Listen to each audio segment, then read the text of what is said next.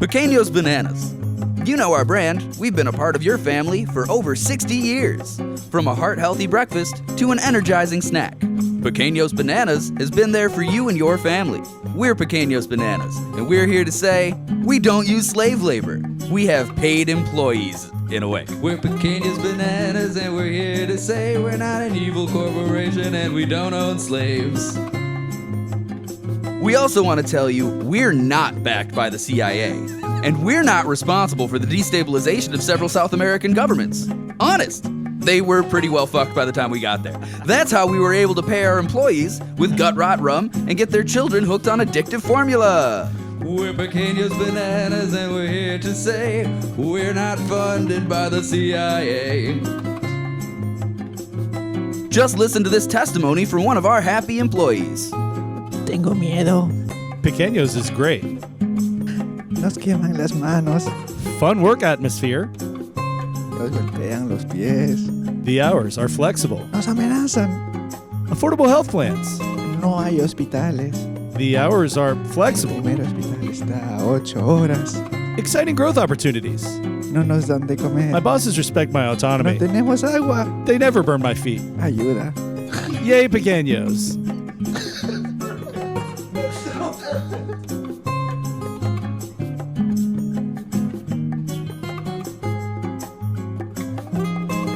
Pequeños Bananas. We're not guilty of the allegations of crimes against humanity or the war crimes in Colombia. Pequeños Bananas, now partnered with Banana Republic. We're Pequeños Bananas, and we're here to say Banana Republic isn't profiting from the proliferation of racist colonialism.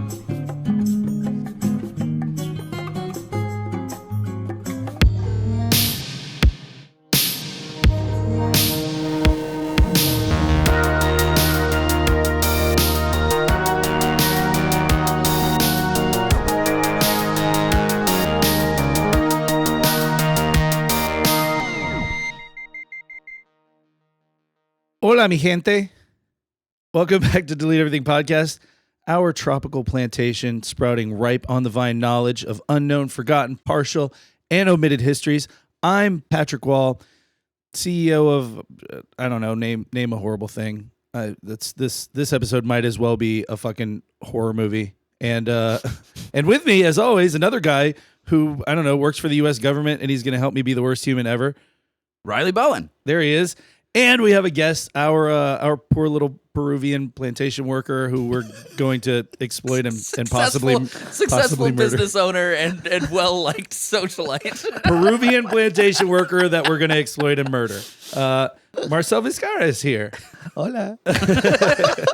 Like I say every week, if you are one of the people who left a comment, review, or rating, fucking bravo, man. We applaud you for thinking of us and thinking of our needs.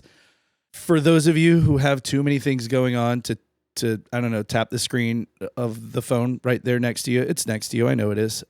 Please, it's right there. I know it's a pain in the ass, but I don't ask much. Yeah. Yeah, fucking 2 more seconds tapping screens. What's that going to do to you? Nothing.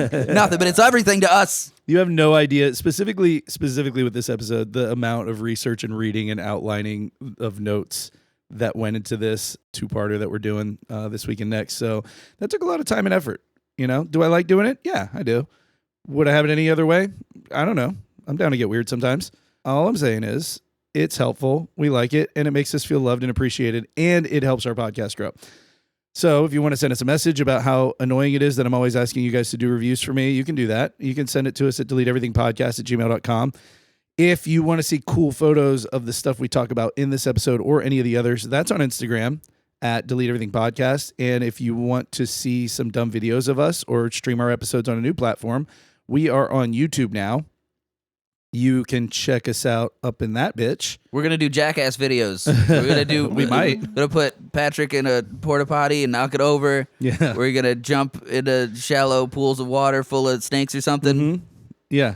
If I was already if doing that's that what for you free like, anyway. if you guys are going to pay for it. I was already doing that shit for free. So finally, if you if 2 hours a week of our mischievous nonsense is not enough for you, and you think that we're just too well behaved on these episodes, you can join us on Patreon and get weekly bonus episodes where we just don't give a damn about what we say or who's listening. So, well, without further ado, let's topple some democratically elected governments, huh? Yeah, that bit made me think. I remember there was a commercial on Comedy Central years ago for like I think a Patton Oswalt comedy special, and like the big soundbite was in the middle of it. He went, "I don't care who I piss off," and it like the joke had nothing to do with that. If you actually watch the special, he was talking about something completely unrelated. It was all very tame, but like really pumping. The like so unhinged. Yeah, get him on and then disappoint him. Yeah, so join our Patreon. We don't care who we make angry. Well, actually, before we get into the atrocities, Marcel, welcome. Thank you for having me. This is our first time having Marcel on, and I don't know, what do we want to say about Marcel? Marcel is one of the best looking men I've ever met in my entire life. He's a handsome Peruvian man. Unbelievably good looking. Look at these legs. It's fucking unstoppable. Gonna lead with that. He has an amazing restaurant. He's a killer chef. Thank you. He's been on like the Food Network, right? Cooking channel. The cooking channel. It's the same shit. PBS. Yeah. I cannot agree with you. I'll get in trouble. You cannot agree with me? I cannot even say like the cooking channel. It has to be like cooking channel. What kind of NDA did they make you sign over there? I don't know. I just signed something. Yeah, Marcel's. I don't know how to read. I just know how to make, get plantains and bananas. Marcel's a good friend and the owner and operator of the Llama Restaurant in St. Augustine, Florida. Yes. It's exclusively plantains and bananas on the menu. That's what I do. That's it. You can't get anything else, just plantains and bananas. It's like grass hut in the jungle. From Pequeños company. Well, Yeah. Sponsored by Pequeños. Subsidiary of Pequeños Bananas. Okay, you guys ready to get into this fucking... Yeah, the studio is so fucking hot today. We're getting into summertime in Florida. You're hotter than I feel comfortable. I'm wearing like a rayon shirt like an idiot. Marcel and I hail from a very tropical I'm fucking people. wearing What like tropical people? full Yeah, we're used to it. jeans. Like I dressed up for some reason this where I felt good. I don't know. Oh, yeah. My glasses are... Oh, there's a fucking heat lamp over Oh me. my god, that's what it was. Jeez, like a lizard. No way I'm baking. Terrarium. For those of you listening, Drew just walked across the studio and reached up above Riley and turned off the heat lamp that was just beaming down on a his full face. lizard tank heat lamp. Terrarium. Jesus. Oh, God. That's That funny. immediately 1,000 degrees cooler. My glasses are like starting to unfog. I see they're foggy. Fanning yourself with a book. Yeah, God. Okay, so this one is a doozy. Let's just get that out of the way. It is effectively the history of colonialism in the Caribbean, Central and South America, with a little Hawaii thrown into the mix just for funsies. And it also includes one of our favorite topics, greedy, untethered corporations. I thought you were going to say dicks. Yeah, well, also, yes. Greedy, untethered corporations using their political influence to fuck with democratically elected governments in order to create favorable laws that exploit natives' land and sources and let them squander the profits away elsewhere. Resourcage. Resourcage. Suck my resourcage. So this, if you weren't already aware, is where the term Banana Republic comes from. It's not just a place to buy shitty golf course clothes. Oh, man. I am going to hold on to my big joke throughout this whole episode. But at one point, I'm going to land my big fucking joke, and it's going to kill. Okay. And we all know jokes are more funny when you announce them. Yeah. Okay. I love it. Veiny and girthy joke. Yeah, The big banana. The big banana, not the pequeño banana. No. If you guys didn't notice, because jokes are funnier when you explain them, the pequeño means small. And so the whole intro... Don't treat the audience like they're stupid. They can all speak Spanish. The whole intro is a dick joke, is what I'm saying. So we're going to kind of bang these out one story at a time. And we'll do half of them this week and half of them next week. And then probably look at fruit in a very unsavory way for a bit when we're done with this. That sounds salacious. Yeah, it's a nightmare. This whole thing's a nightmare. I'm sorry. I'm sorry to everyone listening. This is going to be a nightmare. So. Also to the world. Sorry that the world's like this. And banana lovers. Yeah, Sorry to all banana lovers. Yeah. In advance. Because that's really going to be the highlight of this thing. So Hawaii, let's start there. Okay. Sure, never been. Same. My wife's Hawaiian. After our wedding, we were thinking like, hey, maybe we should go to Hawaii, but she should wanted have. to meet my family in Detroit. It was November, so we went to Detroit, Michigan. It was a great honeymoon. It was Yay, lovely. honey. Still exotic, yeah. Yeah, Still it was- exotic. I mean, Honolulu, Detroit, it's basically the same place. same. Detroit in winter. We stayed at like an Airbnb that was like a campsite with an emu farm in the middle of Detroit. It was crazy. More. Oh my God. Okay, yeah. So quick history of Hawaii, right? Originally inhabited by Polynesians in the 1st century CE. Each of the islands acted. Common era. Yes, CE is Common Era. We're not using. Did we go over this last week? I don't know. So we don't use AD BC anymore. We use BC, CE yeah. and BCE for Common Era, which is the relativistic 2025 years Yeah. that exists after some event, and then BCE, Who knows? which is before that. Yeah. So we got rid of BC and AD, which was before Christ, and Anno Domini. Anno Domini. Yeah, because that has religious connotations. Yeah. And then we did BCE and CE before Common Era and Common Era. It's not just us, right? Nice. It's But science. But the break is still correlates with the birth of it's Jesus. still still lines right up. No, this is the Common Era now. Don't worry, it's different. We're not religious or anything, but we're going to start counting again when Jesus that was born. date is. Don't worry about it. Jews can use this too. It's fine. So originally, each of the Hawaiian Islands acted as their own independent nation. So they each had their own ruler, and at least for some time initially, and then at some point they were united. Right? There is a lot of super cool Hawaiian history here that we just don't have time to get into. Which I'm thinking we're going to have a T-shirt made, Delete Everything podcast. We just don't have time to get into it because we say that, I feel like, every single episode. So if you're Hawaiian and you're like, hey, man, what the fuck? Why are you skipping ahead? Please just take whatever solace you can in the fact that I had to keep tearing myself away from like reading the history of the Hawaiian Islands, like before James Cook, the English captain that kind of quote unquote found you guys or at least crashed your fucking party. I had to like keep reminding myself like there's too much to research. I have to stop doing this because it was really cool and I kept like going back to the history of the Hawaiian Islands and like everything before and during James Cook. So I've got a lot of Hawaiian family, so we'll just do a Hawaii episode. That's cool. We can from Hawaii. Yeah, Let's take a trip. Hell yeah. So speaking of Captain Cook, again, famous English captain and cartographer, he did the cartography for a lot of West Coast U.S. all the way up into Canada. Like he was the one who was looking for a Northwest Passage over North America to the Atlantic Ocean. Right. He also did. We talked about in Weird Religions, the whole South Pacific there, Vanuatu Islands and some of that area. He was the one who did the maps for a lot of that too. Very prolific cartographer and captain. Yeah. So in January of 1778, he stumbles on Hawaii. Also, hold on. I'm not sure. Bastard? Probably a big fuck. Probably a fucking dickhead. Probably a shitty guy. Yeah. Yeah. Yeah, I thought it was the same thing. Probably a safe bet. Yeah. White guy. You He have was, to be. he was a white Englishman sailing around the world in the 1700s. Yeah, so probably a piece of shit. Yeah. Yeah. Did he have like a big army or something? You like know, a big, no. He just had he sailed on a few different ships, but yeah, he just had a crew. But I mean, I don't want to jump into saying asshole by today's standards. He's Subject to island hopping. This one's for England. Yeah. This one's for England. This is an English one too. subject to sort of the stereotypical thought processes of the late 1700s. Let's call it that. So yeah, he finds Hawaii, and obviously with a bunch of people on it already. So we're not going to say he discovered it, which is stupid. Things were cool there at first, then they weren't. So he landed and he was like, oh shit. And there's some evidence that maybe the Hawaiian Islands had been founded by Europeans like prior to this, but had never so the first actual historical record of Europeans in Hawaii is James Cook, right? But they may have stumbled upon it earlier than that.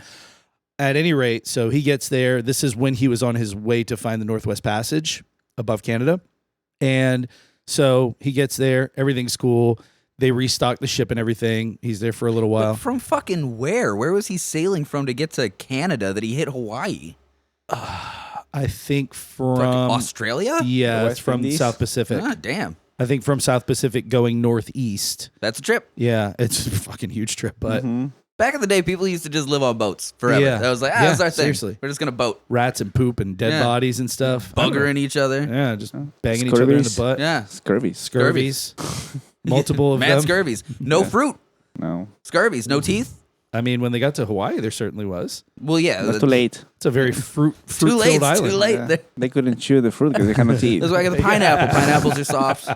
Yeah, They have to have squeeze Hawaiian people chew their fruit for them and spit it into their mouths, it. They do that in the Amazon, right? which In sounds the kind of yucca. hot. If I'm being Sounds honest. amazing. They Sounds do, kinda they do hot. that with the Amazonian tribes. They chew on the yucca and then they spit it. And they get fermented and then you drink it. Oh, there's a Peruvian. Yeah. There's a Peruvian. What is that shit called? Masato. Masato. Mm-hmm. Yeah, That's I from feel the like that's jungle. all through the Amazon, but I know like Just chewed yucca curd. yeah, fucking yeah. fermented. They Spit chew it and it. spit it into the because they have to break it down, so they just break it down with their teeth and they spit it into these clay Just- pots and then it And ferments. the and saliva you get fermented fucked it up. too. Does And it get you fucked up? if you don't drink it as Yeah. a guest, you don't drink it, they kill you. Oh, cool. No, just kidding. That's the good stuff. That's what I like Yeah, to way hear. to- They used to. They used Way to to. create, I wish the world was way a to little. generate stereotypes here. Yeah, just make one up. Yeah, we fucking kill it. Makes sense now, right? Yeah, with a poison dart. I just I want to travel the world, but I don't want to oh, I'm a tourist. I want to go to places where if you fuck up a cultural nicety, they just cut your hands off or something. Well, It's like- I would rather go where somebody goes, hey, so the cultural nicety is when they offer this or they do this, you do that. And I go, okay, okay, drink their spit booze. Okay. you got it. Here it Paper goes. Sure. I've probably drank worse, so Oh, yeah. weird. Sing it. I've seen it. So like I said, he resupplied the ship. They leave to go to British Columbia above, try and get up there. They ended up getting blocked because there's fucking icebergs and shit up there, so they couldn't get around. You know, there's a crazy big Hawaiian population in Alaska and British Columbia. I believe it. Yeah. I believe it. So they end up turning back and coming back to the island. And then I don't know if they went to the same island or a different Hawaiian island, but then shit was not cool. And there was a lot of standoffish shit with. They're these look like the same people. Yeah, there was Europeans with guns, and there was some shit where somebody got taken, captured from the ship, and then some threats went back and forth. Anyway, That actually sounds like a cool story. I wanna the hear about that Hawaiian one. Islanders murdered James Cook. Hell yeah. It happens. We just don't have time to get into it, Riley. Hear It, Delete Everything podcast. We just don't have time to get we into are it. big fans of native populations killing people who are trying to take over their places. Yeah, I'm with Big it. fans. Native I'm with it. Americans. I'm with it. Now we got the Hawaiians. We've talked about some more All of of those. them, yeah. Native Americans, Hawaiians, Native South Americans, Yeah. anyone in the South Murder, Pacific, murder. Africa, Oh, the slave Asia. revolts in the Caribbean. I love Yeah, that shit. All of them. The conquerors get conquered. Yeah, kill That's what's 'em. up. That's Machetes. that's called getting your fucking Darts. comeuppance. hack. Bows and arrows. Yeah. So shortly after Cook's visit is when the islands of Hawaii are united in 1795. They're like, hey, they're coming. yeah. Now they know we're here. We better unite. They get united as the Kingdom of Hawaii under the first king, Kamehameha the First. Go ahead and get your Dragon Ball Z jokes. out.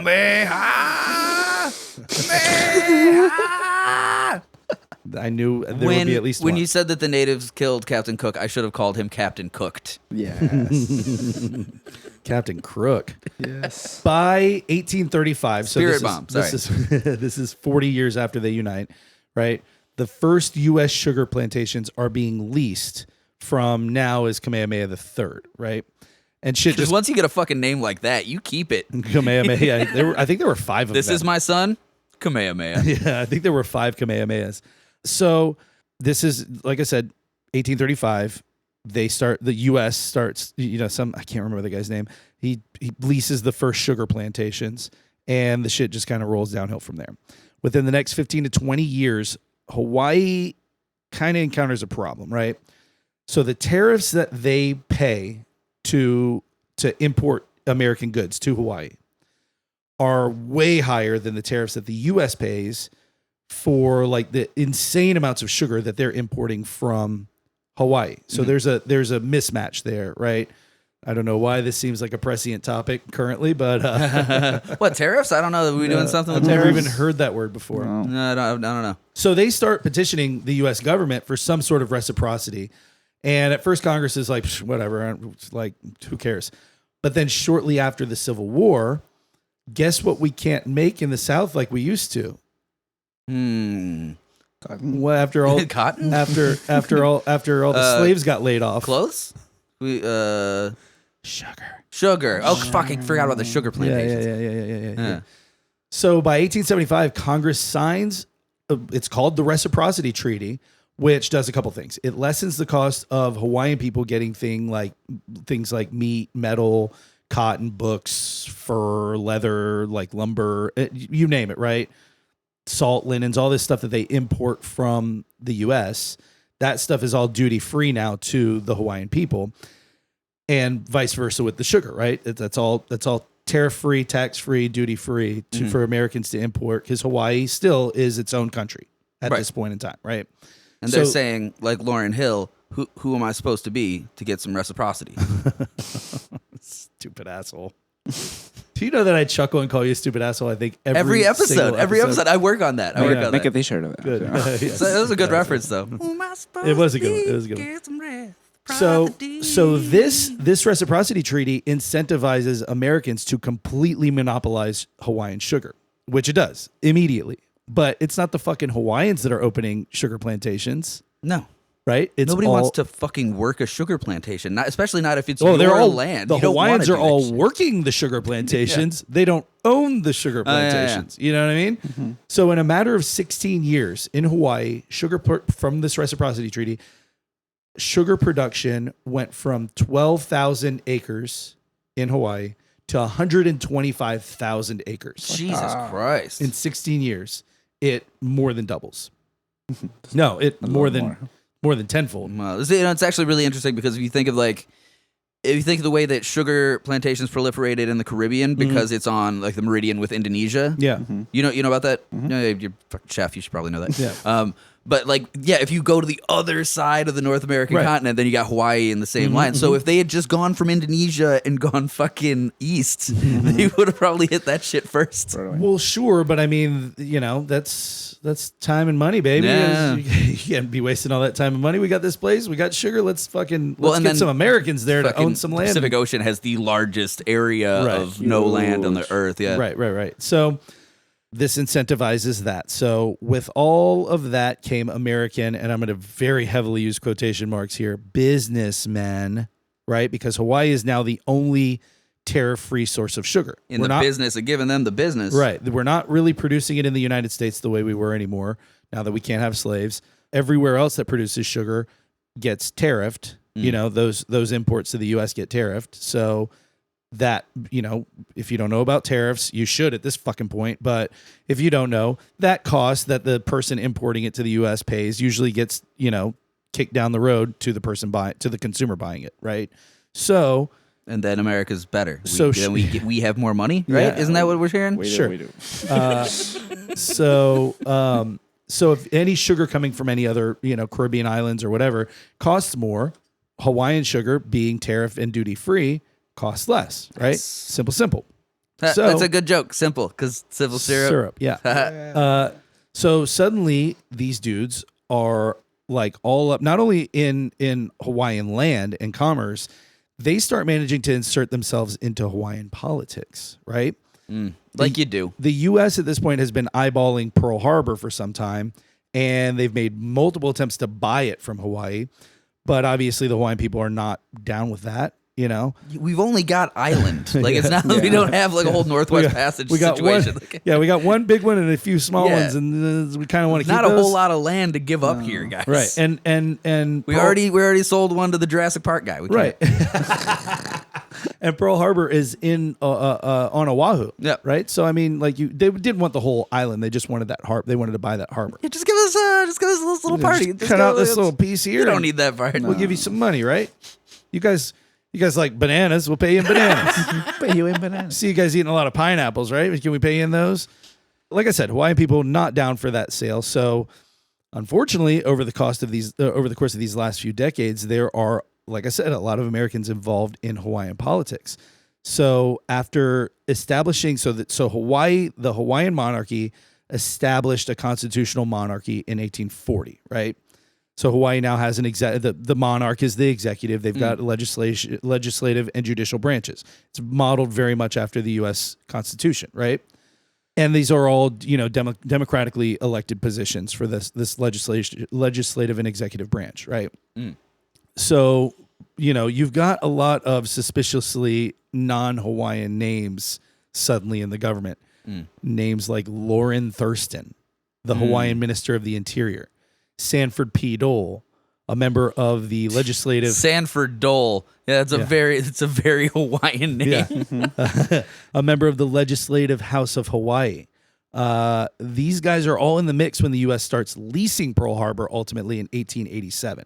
So, do you have in your notes about how they started introducing themselves as Native Hawaiians? Like how white people like proliferated this, like, I'm a Hawaiian, I can be in your Senate. So both of those guys were actually born in Hawaii. Exactly. So this is a long-ranging plan. You had people who went to fucking Hawaii and had children, right, so that their children could get into Hawaiian government. Well, so both of these guys, Lauren Thurston and Sanford Dole, were born out of wedlock, religious missionary families that went over there to convert Hawaiians, right? Which is already insidious to begin with. Yeah. Right. But I don't. What do you got? This tropical paradise? What are you praying to? The ocean? No, we got a different guy. I mean, listen. As the child of an immigrant, I agree with, if you're born on this country's soil, then you should be this country's citizen, right? But both of those guys, as we'll get into, have sounds like commie bullshit to me. What do you mean? You're born in the country and you're a citizen? That's crazy. Get out of here. Get out of here. Yeah. Like I said, they're all in the mix in the government when the U.S. starts eventually leasing Pearl Harbor in 1887, right? So we're talking damn near, what would we start? 1835 was when we started getting, so 50 years of the U.S. trying to buy Pearl Harbor. Eventually, they convince one of the monarchs to lease it to them.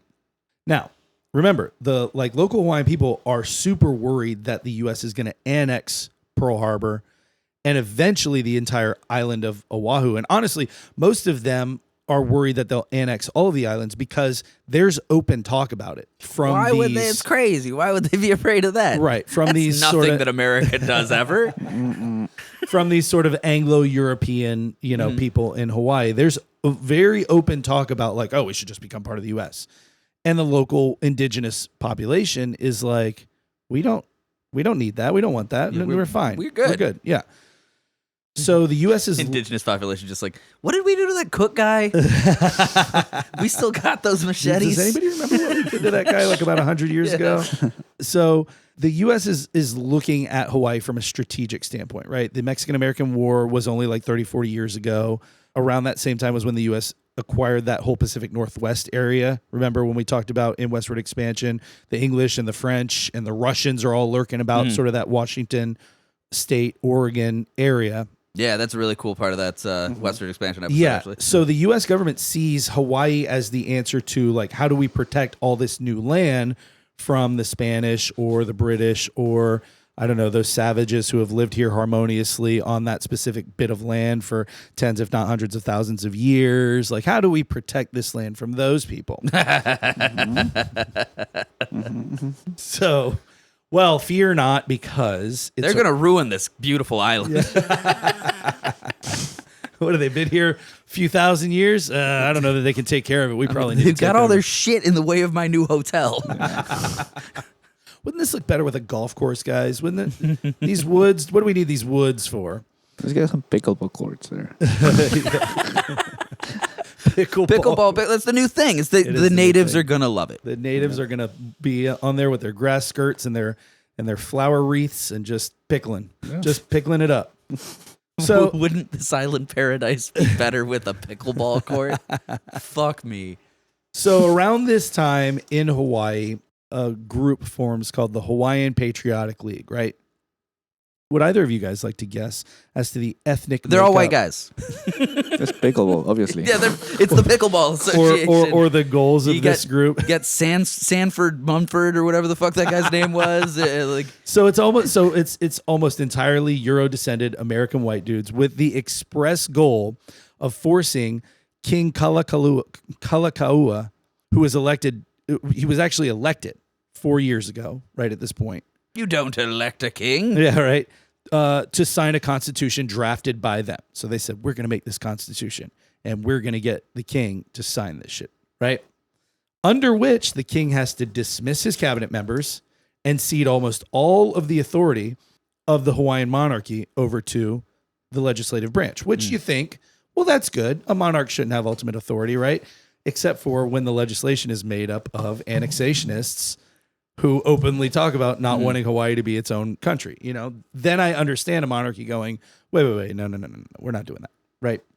So shades of gray here, folks. Weird little digression. I just saw that movie Sinners, Ryan Coogler movie in the theaters. It actually deals a lot with this exact kind of thing, except the referential outside group trying to infiltrate like another like race's autonomy is vampires. Oh, I thought you were going to say Hawaiians.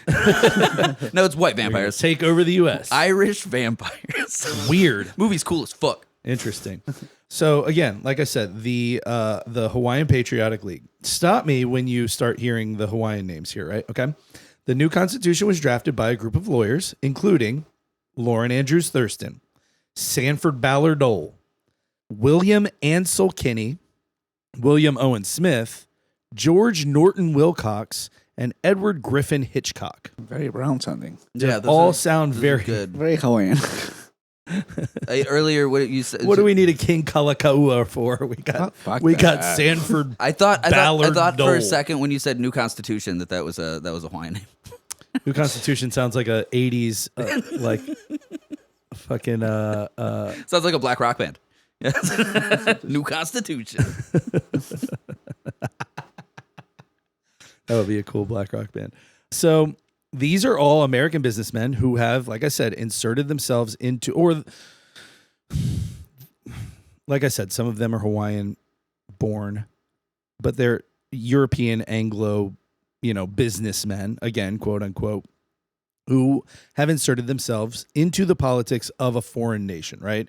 They are all affiliated with the sugar and pineapple industries, and they are all in favor of U.S. annexation of Hawaii. And they have the fucking money and the ties to people of power back in the U.S. to facilitate all of this, right? Big pineapple. How do you accomplish this, right? You might be asking yourself, how do you get a king to sign a constitution that weakens his authority and hands it over to a legislature and cabinet composed largely of non-natives operating lucrative fucking businesses in your kingdom? Let me see. Let me make a guess. Yeah, go ahead. Violent overthrow? Yeah. Yes, I fucking nailed armed it. rebellion, baby. Because usually when white people want to take a brown nation, it's just a violent overthrow. Yeah. Easy peasy. What are they going to do? Violence is always the answer. Yeah? Exactly. What are you going to do? Well, unless it's against white people. When you don't give a shit about the people that you're taking over, violence is always the answer. Unless you're doing it against them, and then it's like, whoa, you guys are so violent. Whoa, easy. What are you guys being so violent about? Karen behavior. Unhinged, violent fucking behavior. assholes. What happened to tolerance? Fuck tolerance. Yeah.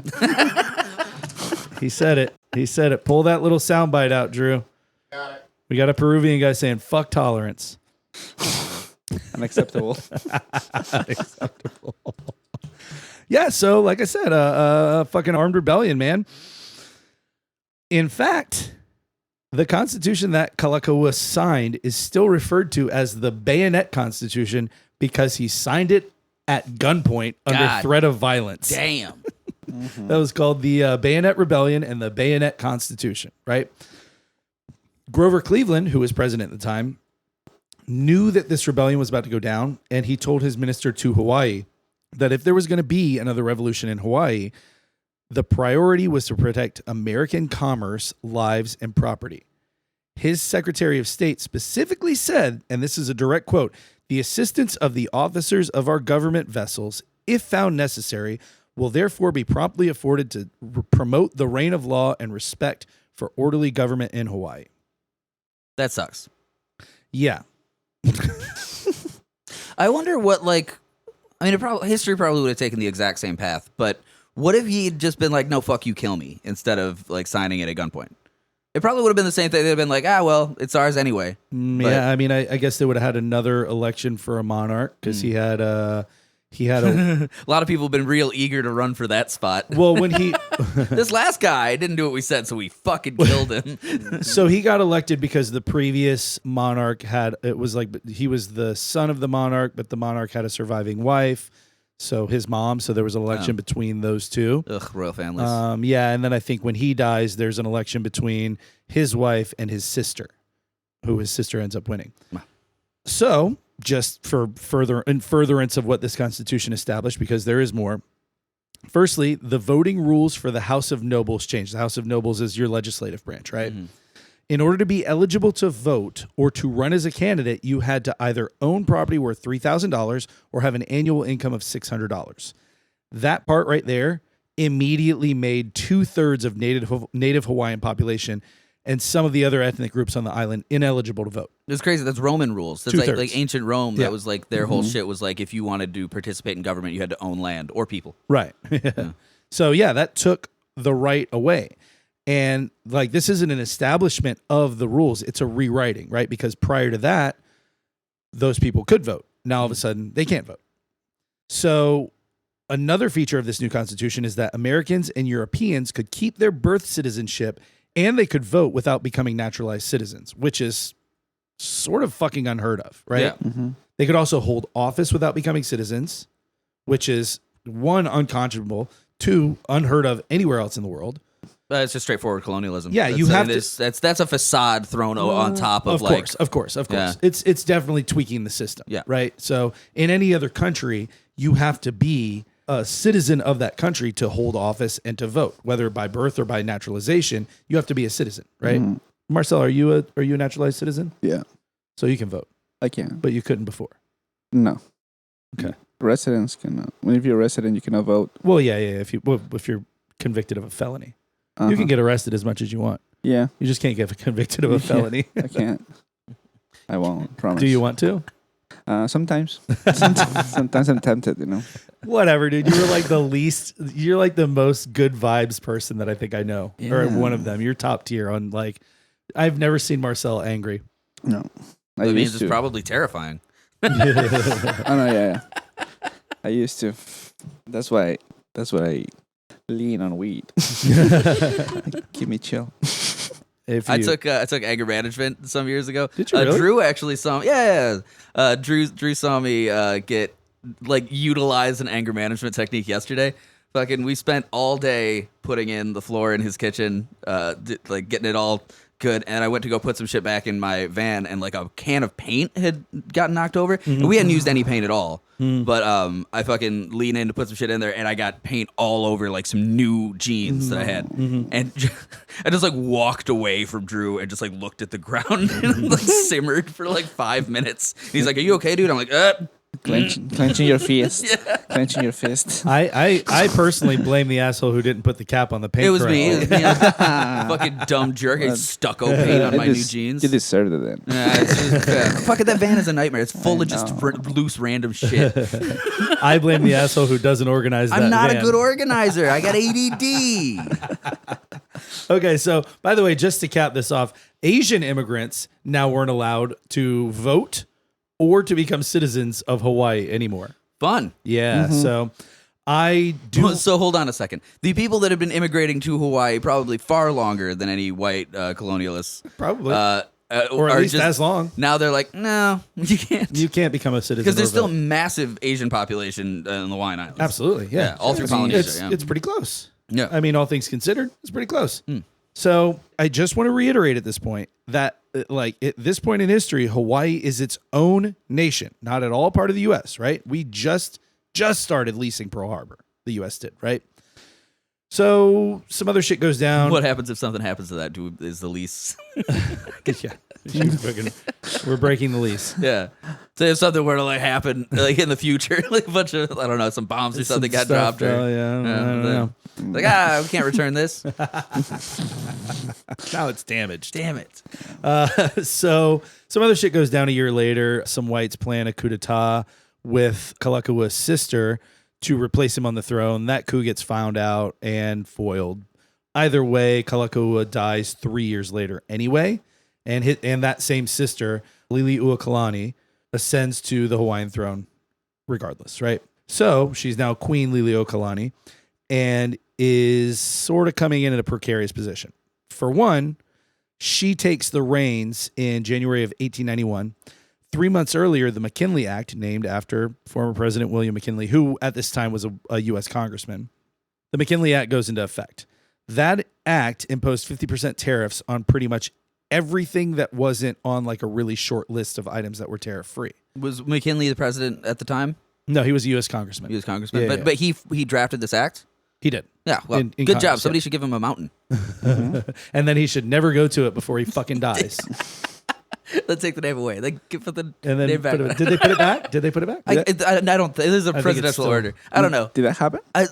Fucking Yeah. So Denali in Alaska. Uh-huh. Was it during the Obama administration? They Yeah, changed they it switched it from Mount McKinley to Denali because that was the original like native Hawaii native Alaskan name for that mountain. Right. It's fucking huge, right? They called it Denali. The U.S. at some point named it Mount McKinley. Fucking asshole William McKinley like never visited it. He never went to his own goddamn mountain. If I had a mountain, I'd have a house on that mountain, So yeah, right at the Yeah. fucking top. and no one would else would be I don't- allowed on the mountain. It'd be my mountain. You know what? I would not want a house on the top of that mountain in Not on the Alaska. top. I'd have it on like a little area, but I wouldn't want to be in Alaska like 6 to 8 months of the year. No. coward. I don't do well in cold. I recognize that about They myself. just changed the name and that's it. Well, now they're talking about changing it back Yeah. Oh. to Mount McKinley for whatever reason. What Yeah, about changing back the Gulf of Mexico to Gulf of Mexico? That'd be. I don't think these things are officially changed. Is the deal? There was a They presidential are. order, and like I think like Google Yeah. has reflected that it's like the Gulf of America on there. But I don't think legally there we have any right to name it anything other than just to say that it is that. Well, what's hilarious is that Gulf of America is not the fucking own you think it is. The entire Western Hemisphere is either North or South America. Yeah. That's why I don't refer to us as Americans. I say U.S., or I say Americans because there's not really, but like when I refer to America, quote unquote, I just say the U.S. Yeah. because that's America is the whole goddamn thing. Yeah. So Americans is kind of tough because them if you don't call them that, like what if you don't call us that, what do you say? USians, It'd be good if United Statisticians. if they had Statisticians. if they had named the Gulf of Mexico to like the Gulf of Central North America. That would have been more apropos, I think. Way more. Yeah. Accurate. So my understanding, I think the more I don't know if it's sinister or what, but the Gulf of America only refers to those however many miles from the coast before you hit international waters. And then it's Gulf of Mexico again. And that and so by naming it Gulf of America and somehow trying to take ownership of that land, now you can like skirt international laws that would even though if it's not international waters, then you should anyway. I'm not sure. But then you can mine for like bullshit. Yeah, I like how we can never tell anymore if anything is insidious or just dumber than fuck. Yeah, I know. Is this like super evil or is it just some dumb jack off bullshit? Hard to think. So back to the McKinley Act, right? Like I said, sugar was on that short list of things that were tariff free, meaning now the advantage of buying sugar from Hawaii ceases to exist, right? Now we buy it from anywhere, it's tariff free. Mhm. So it's a free market now. Anyone who can make sugar cheaper than Hawaii can export it to the U.S. duty free. Enter sweet and low.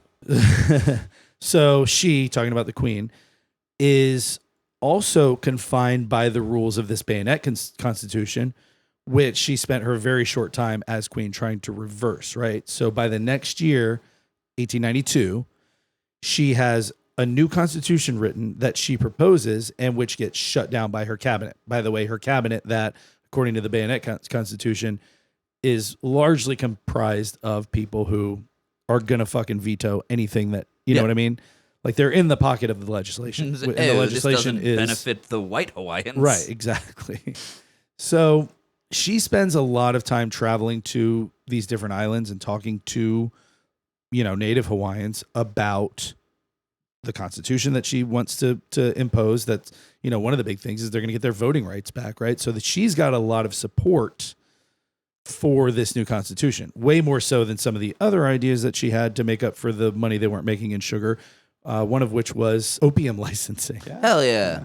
Hawaiian opium, high quality. Well, it wasn't, like I said, I'm not saying it was a bad idea. I'm just saying she didn't have the same amount of support. The biggest changes that would have gone into effect with this new Constitution were, for one, the property requirements for citizens to vote went way down. There were still property requirements, which I think is bullshit, but baby steps, I guess. Two, it would remove the right for American and European citizens to vote without becoming naturalized citizens of Hawaii. Yeah, like standard rules. Which is standard rules, right? So the new Constitution was signed, and all the power-hungry assholes were cast out of Hawaii. It rooted back to the proud, independent island nation that it is today. Drew, can you just cut just that little piece where you just said hungry assholes, and we can use that on something? Thank you. Actually, I read that wrong. It says here that Lauren Thurston and Sanford B. Dole, you may remember those guys from the Bayonet Rebellion, they concocted a cool new plan to overthrow her. Oh, fun. Bayonet Rebellion, good band name, by the way. That is kind of a cool band name. Yep. So here's how this shit played out, right? In early January 1893, the Queen made sure that she had discussed her plans for a new constitution with every member of her cabinet. One of her big sticking points was that the last legislative election, 7,000 of the 9,500 Hawaiian registered voters sent letters of petition for a new constitution so that they could vote. These were previously registered voters that could not vote, right? As the Bayonet Constitution's rules omitted them from participating in this vote, right? Every one of her cabinet members agreed that this new constitution was necessary. So on January 14th, a couple weeks, 10 days later, she convenes her cabinet so that they can move forward, except for none of her cabinet members want to sign it suddenly. Not a one. They were all like, Yeah. cool. Well, yeah, this is great. And Yeah. then as soon as it's like, hey, time to sign it, they're like, Yeah, well, they were never going to sign it. In fact, they had been feeding information to her political rivals about her plans the whole time. fucking just like Star Wars. So, Yeah.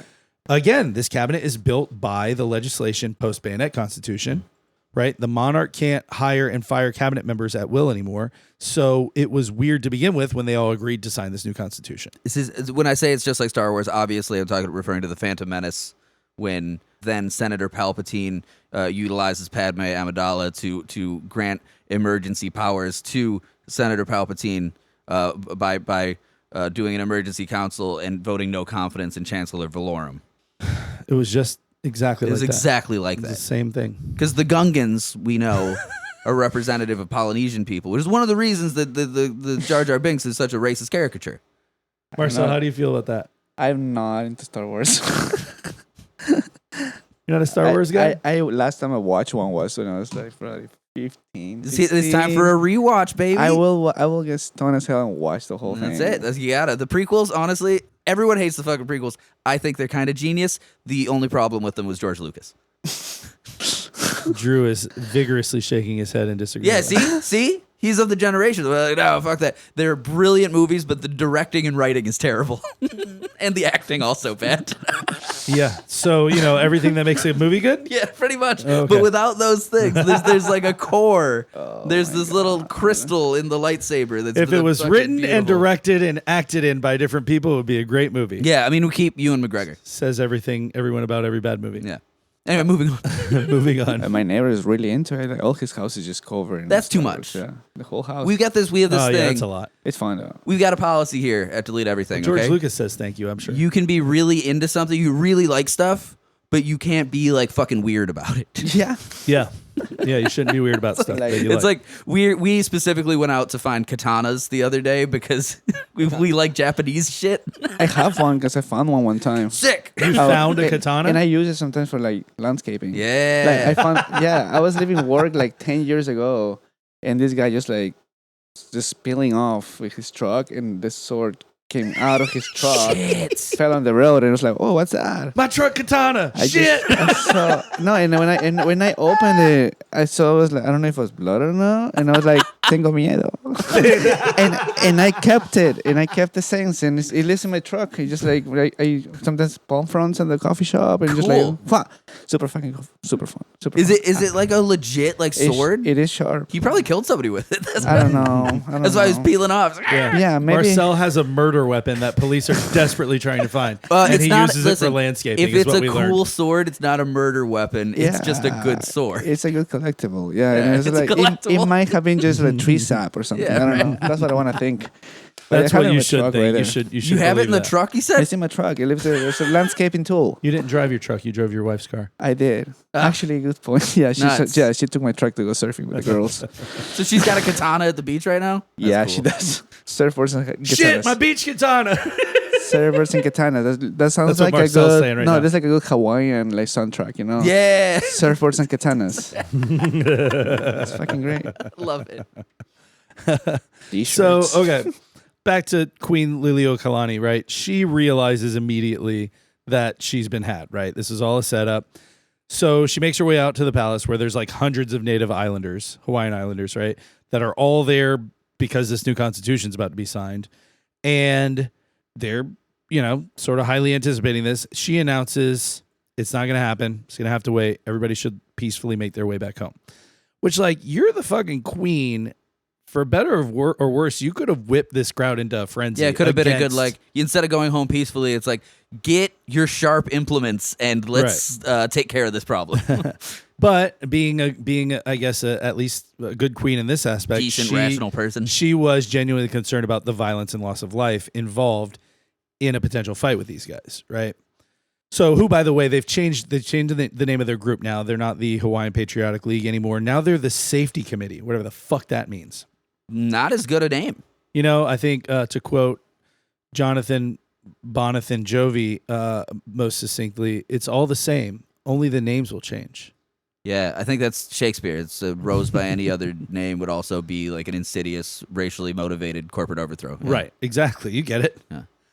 So Queen Liliuokalani decides that she's not going to push for this new constitution.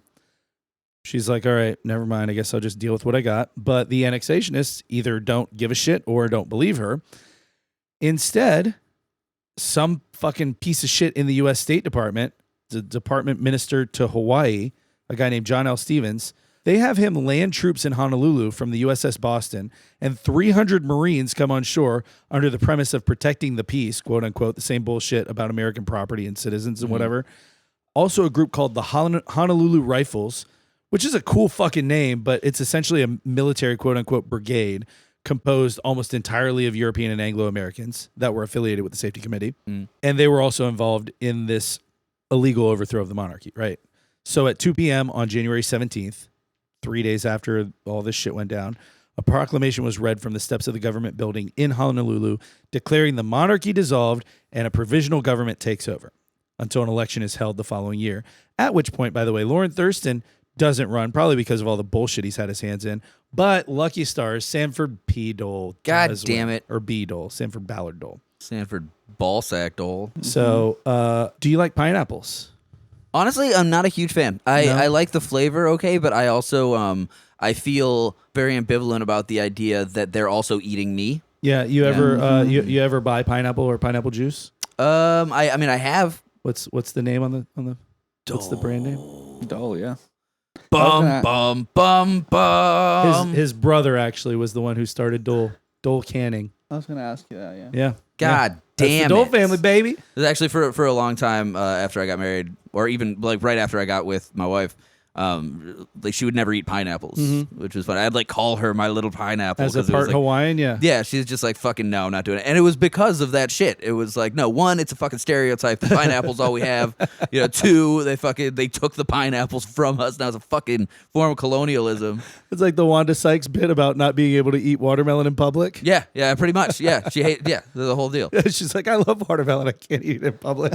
She said that the other day. Yeah, so funny. I think that's a few black comedians have done that bit. But so yeah, now Sanford B. Dole is president of the nation of Hawaii. Sandy Dole. Yeah, and by the way, an annexationist president of a foreign country.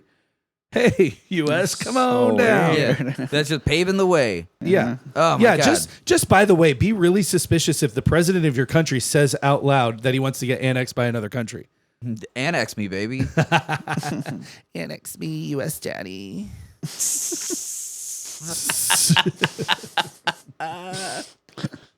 So look at. Did you just clock that waveform so you can pull it out later? Yeah. I know Drew's tricks. I watched him fucking sweep his neck backward to look at the fucking. He's like, that's going in the outro. Mark the time. Mark the time. Mark the time. Mark the time. Mark the time. So for his part, Grover Cleveland, who is the president again, Grover Cleveland, by the way, the only other president who had a person in between his two terms. The only president to be a Muppet. Oh. He was Marcel, are you familiar with the Muppet Grover? He was a He was a Sesame Street. Yeah. He wasn't a Jim Henson Muppet. He's blue. Was Sesame Street Jim Henson? Yeah, dude. It What the was? fuck? I mean, who else is doing Muppets? A felt puppet. Kermit the Frog. Yeah, he's a Muppet. Miss Yeah. Piggy. He wasn't on Sesame Street, He appeared?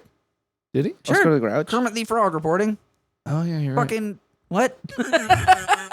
He's like, yeah, the original Kermit the Frog I in the forget trench things. coat. I Kermit the forget. Frog reporting. Was that yeah. Elmo as well? No. Elmo, yeah. Elmo's just Sesame Street. Yeah. He's not on the Muppets. I mean, they're all affiliated. It's kind of Okay. like a Miss cross-pollination. Piggy. Yeah. yeah, I guess. Yeah, Yeah, the Muppet Show is a little hornier. I guess none of the you know? none of the characters It's like- from Dark Crystal were on Sesame Street either. Yeah, that's true. But those, are, I mean, those aren't technically Muppets. Those are just Jim Henson puppetry because you know, they're a little more advanced, more adult. What about Labyrinth? Labyrinth, same deal. That lives in the Jim Henson fantasy realm.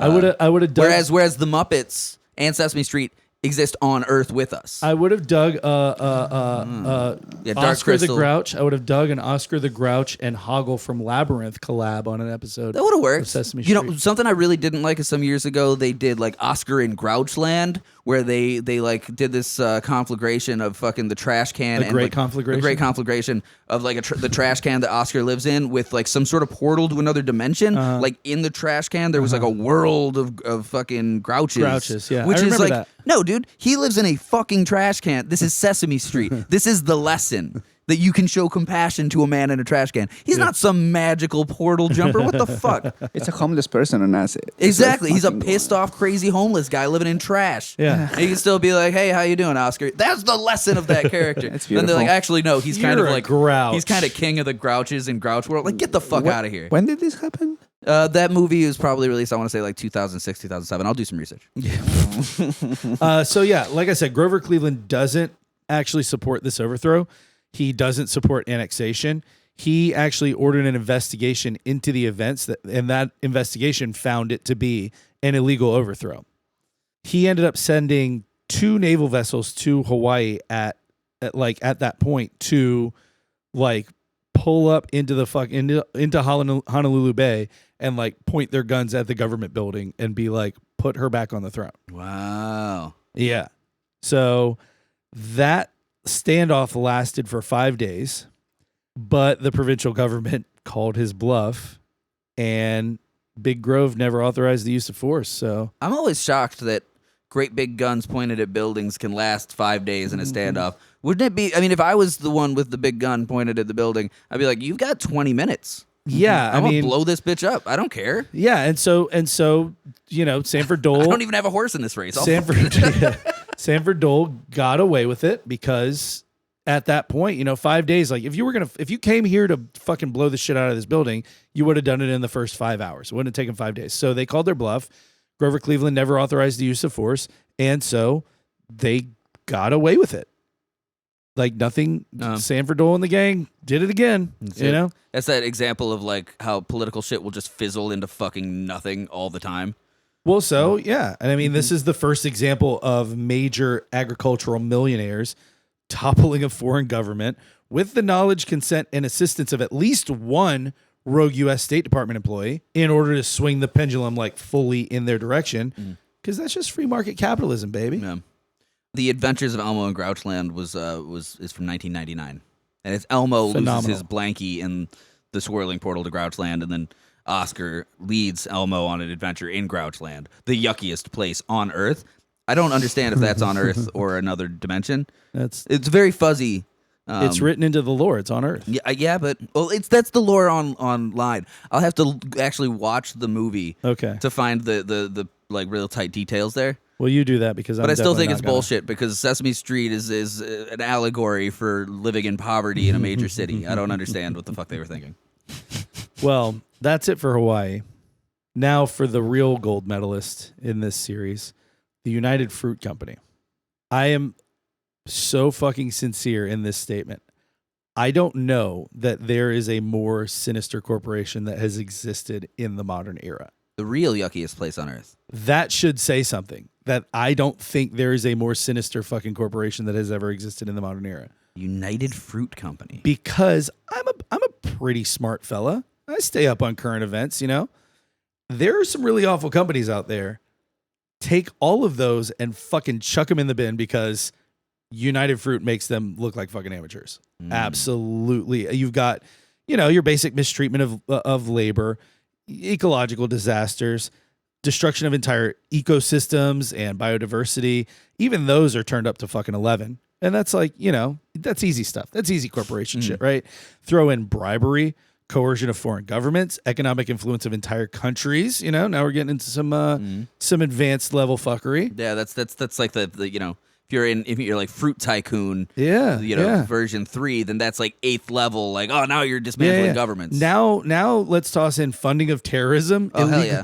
Illegally transporting weapons to arm terrorists. What kind of terrorism? Like white terrorism? We'll, like Irish we'll get terrorism? into it. Don't worry. We'll get into it. Yeah, transporting weapons to armed terrorists, assassinations, full-blown massacres of thousands of people, drug running. I'm willing to bet there's probably some human trafficking in there, but that just goes hand in hand with all that. I'm just talking about the things they've admitted to. Oh my gosh. Right? Oh. So. Okay, maybe a little bit of toppling a foreign government. Maybe thousands of people dead. Okay. Sure, I mean... okay, terrorism, maybe a little terrorism. Just a few tons of cocaine, guys. Really What's the big deal? Assassinated a few people. So... Everything don't you want your fruits? Everything in moderation. Yeah, just a bit. Just a touch. What, are we supposed to not assassinate? Yeah, we don't know for that. We know for the fruit. Yeah, exactly. Let's begin at the beginning. All right. Bananas are indigenous to Western Hemisphere, South Pacific, Asia, Indonesia area, right? Those came over to Europe at some point, and then at whatever point we got over to the New World, and we said, hey, we can make bananas here too, right? Caribbean and Central America. It's always weird to me. This is one of the things, like bananas and certainly pineapples and a lot of other things. Like, I frequently think about this, usually at the grocery store. Do you guys ever do this? The things that people on opposite sides of the Atlantic had like no idea existed up until like 500 years ago. Like, it's usually shit we take for granted because it's just, shit that we've always had. Like shit like apples. What? The base for the most American dessert, apple pie. You're saying like before people came to the New 500 World. years ago, like, we didn't have apples over here. Now it's like apple pie. It's American. America it's like cider. Yeah, apples are from Asia, guy. But there are proliferations of apples all over the world, But American continent had crab apples, which are bitter and not sweet, and but then even in you're not making crab in apple England, pie. they had like these like golden apples. That's an Oscar the Grouch pie. It's called a crab apple The pie. yucky pie. The yuckiest pie in the world. But like in like England, they had like a type of like golden apple that was like pre-ice age. Yeah, so cool like shit. there still exists some strains in like very remote places. And it's supposed to be like the most fucking delicious fruit in the whole world. That's cool as shit. Yeah, but you just get little pockets of that kind of stuff, but not over here. Well, so like conversely, the most stereotypically Irish food you can imagine, potatoes. Okay. Oh fuck. Not indigenous to Europe. I was just gonna say whiskey.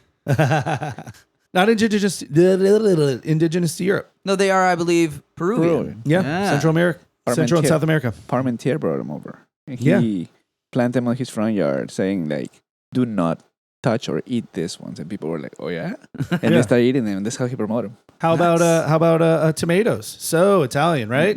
Nope. Nope. They're from this side, baby. Yeah. Where are the tomatoes from? Central America. Central America. Fuck yeah. indigenous to Central America. Nice. It meaning 500 years ago, what the fuck was Italian cuisine? Hold on. My pomodoro. Flatbreads and fucking Yeah. like shit, Alfredo pasta. It's probably a lot of olives and olives, olive oils. Oh, they cheeses. didn't and- have Alfredo there in Italy. Like No, Italian that- cuisine, that's not a thing. No, Alfredo sauce is not Here. a native. It's just cheese and Yeah. cream. It's, That's you know, an American. That's an American Italian thing. Yeah, no way. That's yeah. Tomatoes, I So think that shit just blows my mind. Like I always think about it when I'm at the grocery store. I'm like, this is so weird that like 500, like we take it for granted. 500 years ago, nobody here even knew what the fuck this was. It's like the scene at the end of Gary Paulson's Hatchet, where he just looks at all the rows and rows of food and reflects on the adventure. You guys are on a real hatchet kick lately. It's a great book. It keeps coming up. How about fucking horses? Fucking horses. Like when you think of like herds of See, Marcel, you just made like a horse when he laughed. when you think of like you think about like wild, like herds of wild horses like in the western US Yeah. plains and They couldn't drive Native me away. Americans riding them. Like that's not those are European horses. Yeah. No. It's just weird when you think about these things that like seem so ubiquitous and it's like, no, this is a new thing. This is only a couple centuries in, man. You know what is native to the North American continent that was Raccoons. hunted out of existence by natives in North America? Raccoons. Ooh, raccoons. Giant carnivorous birds. Oh. They were massive cassowary-like Cassowaries. dinosaur birds that Dinosaur. that natives hunted for thousands of years. Huh. Hunted them out of existence. Yeah. They're dangerous. Yeah, big fucking. Another thing not native to the Americas, rats. Ah, yes. Those all came over on ships from Europe. with vampires, yeah. Rats and vampires. That's when the vampires came over. You got the That's what plague they would rats eat on in the their ship. coffin, and then the ghost ship crashes into the shore, and then the rats scatter. And the then bats. The bats and the rats. Bats and rats. Yeah, This, ladies and gentlemen, is a history podcast. Yes. So everything that's said is accurate and Very straightforward. documented. No fantasy at all. So, anyway, so all these fruits that they're coming across in the New World are oddities. They've never been found before. The Europeans already know what bananas are, but they realize really quickly, like we can grow these here for the colonies, for whether it's Spanish, Portuguese, British, French, whatever. We can have a source of bananas here. and then again, I mean, I'm sure you've got something like this in your notes going forward, but the fruits and vegetables that we see today are not the ones that we started with. No, not at There's all. been bioengineering, Yeah, not no. like chemicals and shit I do get- specifically, but like crossbreeding and pollinating and stuff. So like like we get native, like the corn that natives brought not to at the all. pilgrims. It was like fucking finger sized little- little yeah, guys. little guys. Yeah, tomatoes, potatoes, Peruvian potatoes. Yeah, There's- bananas too, yeah. Yeah, bananas were just little Little chodes. little chodes. Little chodes. Little Yeah, chodes. mostly seeds. Yeah. little chodes. Yeah. That's what we- Perfect for any nutritious That's what we breakfast. call producer Drew. That's his nickname. What's up, little chodes? So this is all, we're kind of, the history of the pineapple, by the way, is incredible. I don't know if you've ever looked into the history of the pineapple. When that was first found, because the shelf life was so short, it was almost impossible to get it to Europe. It became an absolute status symbol to the cost to buy a pineapple. It was the most expensive fruit ever. I think even today, it's the most money anybody's It ever takes spent fucking on fruit. 7 years to grow one, and then they go Yeah. bad in about 2 weeks. Yeah, It's a, so it's a symbol it's of a status like- symbol. And so like in 1800s Europe, pre-refrigeration, like it was people would buy fake pineapples and like put them out when people like when the nobles were going to come over. If, Oh, if, look, if, they if. put a fake pineapple on or like borrow pineapples from somebody who had but dude, it's crazy. Look into the history of the pineapple. It's fucking funny as shit. Well, maybe we'll do a Patreon on it or That something sounds like fun, that. yeah. That could be a fun one that we immediately don't talk about at all because we start talking about dicks and stuff. Yeah. That's how we That's do what the our Patreons. Patreon is. Yeah, we name it a thing, and we try to talk about the thing, and then it We- immediately just We start with a topic, and then Falls almost off. immediately we just talk about dicks for 45 minutes. like that katana that came off the back of the truck. That's Yeah. what. So the way we just digress into talking about the katana, that's Patreons. Yeah, we peel off and we leave the topic in the middle of the road. We just never go back to the You never go back to get it. Why would you? Somebody else is doing it somewhere else. So, and that brings me to bananas because like pineapples, they've got a super short shelf life. What And are this is- bananas? Berries. They're They're a actually berry. berries. Yeah. Berries? Yeah, they're a type of berry. Because Says here, bananas are a popular and nutritious fruit. We're talking about it so much. I figured I'll just do this explanation of a banana real quick. Widely available and known for their convenience and versatility, they're For a our good listeners source. who don't know what They're a bananas good are. source of potassium, fiber, and other essential nutrients. Bananas are also known for their sweet taste and soft texture, making them a favorite snack for many. That's bananas. Also That's heard that. bananas, baby. That was my big joke. I also heard, I heard that That's people sharks. like will just like grab the little peels, like the little strands of the banana, and then smoke those, and it gets you high. Oh yeah, that's in the Like Anarchist those little- Cookbook. those Yeah, you little- fucking we talked about the Anarchist Cookbook in a previous the episode. little things that you can peel off between the peel Between, and, like the and plinth. the actual banana. Yeah. The plinth. Yeah, they it's like call a it? little rind Yeah, you piece just inside. fucking bake that shit and then smoke it, and you see God for a minute. For real? Oh, Yeah. I gotta try that. I Now. smoked bananas. You have or you Yeah, would? I smoked bananas. And I've done all this. I've fucking eaten bottles of nutmeg and shit and tripped out for 6 hours. and Yeah, what like, happened? What happened when you smoked Smoke the bananas? bananas, you kind of go like, "Ugh," then you feel like shit and gotta lay down. Oh, gross. Get lay down. Yeah, I don't need. I have money for real drugs. I didn't always have money for real drugs. Okay, Well, hey, I'm that's Mr. fair. Sober these days. You are Mr. Sober. but these days. but back in the where's day, your fake? Where's your fake beer, nerd? it's my manservant's getting me one right now. Producer Drew today is doubling as a waiter. Marcel, you need waiters in your place? I know somebody who's real disenfranchised with Oh, his job shit. lately. Peroni, Nice. Peroni non-alcoholic. I feel fancier than fuck. Peroni 0.0. Ooh, Nastro Azzurro. Speaking of Italian, there's no tomatoes in that. Nastro Sorry. Azzurro. I don't know what that means. Our Or something. It says right here, Qualità me see it. Superiore. Nastro Azzurro. something else. I don't know. Or something. Azzurro. Pride? I don't know. No, I think Nostro would be It just says nasty ass. nasty ass. Nasty ass. Peroni. Yeah, because it's 0.0. They're like gross. That's good though. It tastes like a Peroni. So, like I was saying, like the pineapple, we're pre-aviation, what does it mean? Blue ribbon. It ribbon. means you're drinking a Peroni blue ribbon. a pea blue ribbon. It's a PBR. It is a PBR. Oh shit, punk rock. From Rome, Italy. Yeah. Pretty cool. Yeah, some shit just went down over there, didn't it? Some guy died. Rome? Well, not in Rome. Holy See. While in Rome. Oh, the pops. Mm-hmm. The big guy. Big pops. Big papa. The big guy. Okay, so let me get back on this. So, like I said, pre-aviation, pre-refrigeration, it was impossible, like most other fruits at this time, it was impossible to transport these before they were, inedible. Oh, before remind they me to run. put refrigeration on the list of topics for the future. Okay. Hey, Riley, put refrigeration on the list of topics for the future. Thank you. I'm going to hear that while I'm driving later and listening to this fucking podcast. Oh, yeah, good. Yeah. Good. So this is kind of where the story of United Fruits starts, right? Keep in mind the nature of these fruits right now in in this hemisphere. They're new, they're rare, they're delicious, they're hard to transport, and so they're expensive.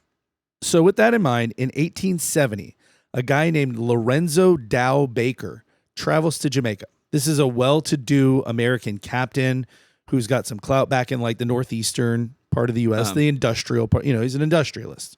And so he's in Jamaica and he discovers bananas for himself, not in general. And he says, holy shit, I can make a killing off these things. And so he attempts to sail back with 160 bunches of bananas. Damn, that's a bunch of bananas. A bunch can hold up to 200 bananas. So we're talking 32,000 bananas he brings back, right? Damn. All spoiled by the time he gets back. Fuck. So, So not a lot. Was it tall? Been like 6 foot, 7 foot, 8 foot? Bunch. I don't know. It's a bunch of bananas. I bet we could find if he got a tally man to tally his bananas. Yeah. We could probably find a ship's registry of the exact amount of bananas. Hey, Mr. Tallyman. Harry Belafonte. Mr. Tallyman, come on over here. Come and me one go home. Beautiful. Hey, come, Tallyman, get over here, tally these bananas. The fuck? Daylight's come That already. song was actually about some of the shit we're gonna get into. Yeah. So, not to be deterred, he goes back the following year. He buys a bunch, colloquial bunch, not an actual bunch, of green bananas, right? Hoping that by the time he makes the 11-day sail back to the Northeast, they'll be ripe. Did he put them in a paper bag? And that, no. That gamble actually pays off. Per his writings, he paid a few cents per stalk, and when he got back stateside, he sells them for $2 per stalk in New Jersey. So far, I can get behind this endeavor. Like, he's got the means for transport. He's creating an economy on both sides. He's just the middle guy transporting, right? I do picture him like pulling up at a port in Jersey and being like fresh ripe bananas, and like people are like, Hey, yo, oh my hey, god, whoa. what are these big yellow Hey, dongs? what the fuck are those, huh? Right? But then they eat one, they're like, oh, this is so good. Let me get like 20 bananas, and they take them home. The next day, they're all All brown. brown. Like, hey, what the fuck? This is where my Jersey Guido. Hey, I'm not eating Hey, one of those. Mr. Banana Man. What's it, a big yellow dick? I'm not eating it. Oh, you peel it? It's a big white dick. That seems better. Fine, I'll eat it. Like I said, so far, I can get behind the idea, right? He found a product that he can buy cheaply, and he's selling it for a profit, knowing there will be a ton of demand. He's creating an economy on the Jamaican side and on the Northeast American side, U.S. side. So I can get, that's Econ 101. I can get behind that, right? Was it tariff free though? I don't know. I don't know the answer. This is a new endeavor, so the U.S. government was probably like, hey, what are these big yellow dicks? Hey, whoa, wait. What are these giant yellow dongs? Baker immediately recognizes the profit potential here, and he wants to partner up with a couple of people and create an actual company, right? By 1884, Baker and a Boston railroad magnate named Andrew Preston and a handful of other guys create the Boston Fruit Company. And Preston decides, this is the railroad guy, we should buy these plantations up in Jamaica. We need to buy them. Instead of buying the bananas from the plantations, we should buy the land, right? Because then the land makes the bananas. This is pretty unheard of at the time, right? They were buying, transporting, and selling. And, okay, that's one thing, but like a business owning the supply side and the transportation at this period in time was kind of unprecedented. And this is like you're going to see as we go into this whole business integration, like this vertical integration style of business, like continues to grow into an absolute fucking beast. Do you think there's a cool... United Fruit was the first vertical integration where we own the means of production, we own the means of transport, we own the means of selling it back on this side. We have all of it. And I mean, they go even further beyond that. Do you think there's a cool nightclub, like a gay dance club in Boston called the Boston Fruit Company? I thought you were going to say called vertical integration. I like that better. I want to vertically integrate with you, baby. I just annex me, daddy. I just think that would be a great name for a nightclub. The Boston Fruit Company? Because it's historically prescient. Yeah, I know. So by 1895, so 10 years later, right? Still selling bananas. Still if you selling get what bananas. I'm saying. Still selling bananas. The Boston Fruit Company. Big yellow dongs. Oh, okay. Sorry. Hey, whoa, wait. Hey, whoa. What's with all these cultural dicks in here? I just came in here to get some fruit, and now I gotta suck a dick? Okay. Okay. My wife's a real ball buster anyway. Bring that dick over here. Over here.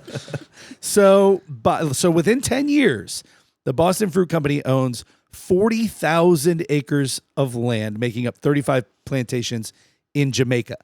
40,000 acres on a small fucking island like Jamaica. Yeah. Well, I checked. I checked the total acreage of Jamaica to see how crazy this is. They have about 2.7 million acres of land on the island, which means they owned 1.5% of Jamaica. Jesus. Which is still kind of crazy. So like to think of owning 1.5% of another country. Yeah, that's wild. Yeah, that's a fucking wild stat That's for sure. bananas. That is, I didn't make the joke yet. I knew I was going to pull it out somewhere, but you beat me to it. So also, over the course of those 10 years, they weren't exclusively in Jamaica. They're kind of all over the Caribbean, right? And they're transporting coconuts, avocados, oranges, lemons on top of bananas, right? So Andrew Preston is driving a lot of this. Lorenzo Baker actually lives in Jamaica overseeing the plantation side of this. And Preston is kind of like the hard-ass taskmaster of the company. And it isn't long before like his pursuit of profit overtakes everything, right? In these 10 years, he really starts emphasizing that he wants the fruit to be perfect because there are other companies in the mix that are selling tropical fruits now, bananas in particular. And they were graded on this weird scale by shipping agents, right? Like it all has to do with how many hands are on the stock. Like, a hand of bananas is what you buy at the store, right? It's called a hand. Like hand banana, yeah. 3 to 5 to 6 bananas, right? Do you get that reference? Do they call that? Yeah. Do they call Yeah, it's like called that? a hand. We call it in Peru, like Spanish, like They call it una mano. They call I it didn't know what? it was I can't hear you over this dickhole. What do you call them in Peru? a mano, like A mano, yeah, so a it's hand. Yeah, so. Yeah. That is that Aquatine Queman Hunger mis Force reference manos. I just crushed. Yeah, queman las manos. Queman las manos. The Queman los pies. listeners on one side will get something informative from people actually saying something, and then on the other side get me making a reference Making a lot to of weird noises. a fucking 20-year-old cartoon. What did you say? I didn't even hear it. There's Aquatine Hunger Force. There's an episode where fucking they like make a dog out of Master Shake's hand, and it looks like a big banana. And Meatwad says, "Oh, I'm gonna call her banana." Oh, I do remember that. Yeah. So Shout out to Aquatine Hunger Force fans. So they If you were high in 2002, you saw that shit. So like I said, there are these shipping agents that grade the bananas based on how many Grade my banana. hands. Fuck you. He's gonna get a C-, but you can grade it. They graded it on how many hands were on a stalk. So the more hands you have on the stalk, the better the grade. I understand this is a big dick joke right now. I'm not talking about hand jobs. I'm talking about Big dicks. the more hands you put on my stock, you know what I mean? The better grade you get. So the grade that you get determines how much you can sell it for. So Like comic books. yeah, so Andrew Preston really starts like getting to be a hard ass about making sure that these bananas grow as many, like each stalk grows as many fucking hands of bananas as possible. He's a real hard ass about getting hands of bananas. He wants a big handful of bananas for his hard ass. I'm gonna stop doing that. I'm sorry. Dicks. Well, so I'm not sure how long this practice was in place, but it would explain why bananas historically have been one of the more genetically modified fruits. You know what I mean? Not genetically engineered as we know it today, although yes, also that, but back then I'm talking about like through selective breeding and stuff like that. Like bananas from 100 years ago are like a thing of the distant past. Even the bananas that I grew up eating in the 80s are not what they are. Like Now it's we a different thing. We got the big Cavendish honkers now. The Cavendish banana is what we've got now. There's been a lot of banana modification, band name. Banana modification. Banana modification. It's like a Devo-esque, like 80s. Yeah. We are banana modification. Bananas. You know bananas are the only fruit that wears a condom? What? The hell? Just because that's the way you eat your bananas, Riley. Use them. I don't know. Protection's Well, I'm important. just saying you got something that's shaped to go in a hole, but it also has a protective covering that you can take off later if you want to eat the fruit. Safety first, yeah. You never thought of that? No. Because it's the only reusable dildo fruit. You eat it afterwards, yeah? Yeah, you can eat it after. You just take the peel off. I got you. Oh, the condom first, and then the peel. You can take off the And then- condom and then the peel. And then you smoke the little strands. Yeah, there you go. Yeah, you fucking, It's fucking versatile fruit. it's a fucking...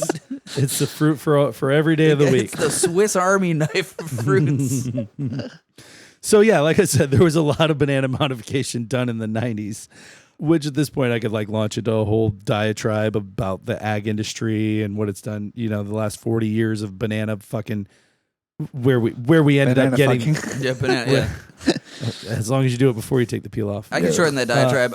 Everything's a nightmare and the world's been destroyed. All right, go ahead. Yeah, well, what they've done in terms of like how we got the Cavendish banana, which is a modified infertile breed of banana. Which is also the ponciest white name you could possibly apply to a Cavendish. fruit. The Cavendish banana. Where does the name come from, though? Yeah, where does that come from? Some dickhead. call it the Cavendish. Where does what? Where does the name come from? Fuck if I know. Probably some asshole who made it in a fucking lab. Lord Cavendish. Hello. Lord of Bananaton. Just some British guy who just shoved bananas in his ass every day, and they're like, he really loved bananas. Let's call it after him. Particularly the size and shape. So yeah, like I said, the Cavendish is what we get now. It's fucking genetically modified, completely infertile. So like you can't make more. Like the way they have to replant it is this whole big fucking ordeal. It destroys fucking, like just in general, the monoculture way of planting shit nowadays destroys fucking entire swaths of land. But the Cavendish banana is like notorious for that also. Interesting parallel actually with like South American slavery and then also North American slavery. Cotton is the same way. Cotton self-proliferating, it would grow wild, but then the way that it's harvested now is it's clear cut and like replanted. Well, what's funny, it's not funny, it's a goddamn nightmare, but like now we're looking at these genetically modified crops and monoculture planting. And then somehow we've gone down this rabbit hole that like somehow more genetic modification is the solution to fixing all this monoculture shit that's destroyed entire like ecosystems. Yeah, because the real horror is that if you're instead of just planting more intelligently, right? If you're an independent farmer and like you want to plant cotton or something like that, you have to buy the seeds from a proprietary seed company. Yeah. Plant them, make your harvest, make a profit off it, then use a section of that profit to buy more fucking seeds. Right. It's insane. It's fucking crazy. And you're probably gonna get a banana hand that has only like 4 fingers or something compared to the one from the store that has like 7, 8 fingers. Yeah, right. And they're curved. So Yeah, you can use it for exactly, a bunch of things, How can you compete with that? The curve. Also, when was the last time you saw ones like feel better? When was the last time that you saw like artisanal bananas being sold? I don't know. You're never gonna find like I'm an independent banana grower. That like, feels like something you get at Whole Foods if we weren't boycotting them. Yeah, I think you have Was to. it Whole Foods? Yeah, I guess. Are we Was that boycotting the Whole Foods? Arancha? Was that the Arancha book guy? I think that was. Drew? Yeah. Was he on the list? Yeah. Yeah. And Annie's. Yeah. The pretzels, right? No, goddamn idiot. Bands. So, but hey, if we plant more intelligently, then how will giant agricultural corporations keep being able to keep getting, like bigger and bigger and bigger and more profitable? Let's just genetically modify our way out of this mess at the expense of, the government and the climate and biodiversity. Pretty soon we'll be able to engineer public health, and who cares about those intelligent bananas that plant and pick themselves. Yeah. And feel pain. And then Yeah. Ow! You should peel a banana, eat it. It's like, oh God! Don't wait, eat bananas. Why'd you start eating me from my feet? Oh shit! Why would you rip the skin off? That sounds like banana plantation treatment. Yeah. My skin. There's another thing though. Why haven't they engineered bananas to have just like you could eat the peel? Feels like a waste of fucking time. I wish I knew the answer for you, bud. Proceed. Sorry. So, alas, the Boston Fruit Company does not last past 1899 before Preston merges with another banana guy named Minor C. Keith. Preston, dickhead name. Minor C. Keith. Minor C. Yeah, he's in C minor. What is His name is Minor Cooper Keith. That just seems like a made up name. It does. Also, did his parents not know what he was going to be when he grew up? What? A miner, was he going to mine things or make barrels? Was it? It's a Minor Cooper Keith. Was it spelled MINER? O-R. O-R? So it's minor. Like a minor C, like a C minor, like a musician. like music, C minor. That's what I thought it was. Minor Cooper Keith. So they combine, right? They consolidate their operations to form United Fruit Company, right? With Preston was established in the Caribbean and Keith in Central America and Colombia. Keith was another railroad guy who had built railroads through Costa Rica. His uncle originally had to deal with the Costa Rican government funding most of the project.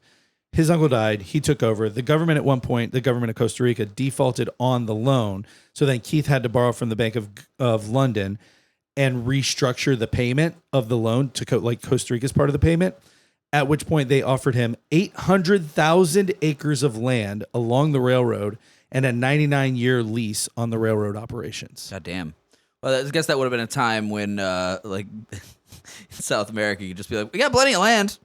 Yeah. You can have a bunch of that shit. Well, so he's got it made, except for the railway isn't as lucrative as he had hoped it would be, right? Initially, he was just going to transport goods and people and, whatever. He soon discovers he can use it to transport bananas across the country from west to east, right? From Get these bananas there real fast. Yeah, from the Pacific side to the Caribbean side, and then ship them, sell them to a transport company to ship up to. There's Dole also in Costa Rica making pineapples. Oh yeah, they're still there. Yeah, they're still there. All these fruit companies are still knocking about. So, yeah, like I said, he realizes he can make a lot of money transporting bananas across the country to a port and then send them to the U.S. And he's making buku bucks doing that shit, right? So he forms the Tropical Trading and Transport Company and eventually controls the banana market in Central America and Colombia. So between these two guys, you've got a whole fleet of transport ships on Preston's side, right? Central American Rails on Cooper Keith's side, or Minor Keith's side, right? And each of these guys is set up in different parts of, the Caribbean and South America. And they transport to different parts of the U.S. So Preston is mostly focused in the Northeast. Keith is primarily in the South. So it looks like a pretty fucking lucrative merger, right? Mm-hmm. Yeah. Banana market sounds like a red light district. You just have to make it a gay thing, don't you? Yeah. I know. I appreciate it. It's okay. I'm gay. It's happy and carefree. Yeah, it's fine. Yeah. It is my birthday. I'm very happy and carefree Happy birthday. today. I drove here with the top off of the car, blasting some German German techno, neo funk disco sort of Scooter. I'm a big Scooter fan. No, it was Johann. What is his Johann something? Sebastian Bach. Klaus Johann Grobe. That was the villain in Die Hard. German T. It was not. He's just being a dick.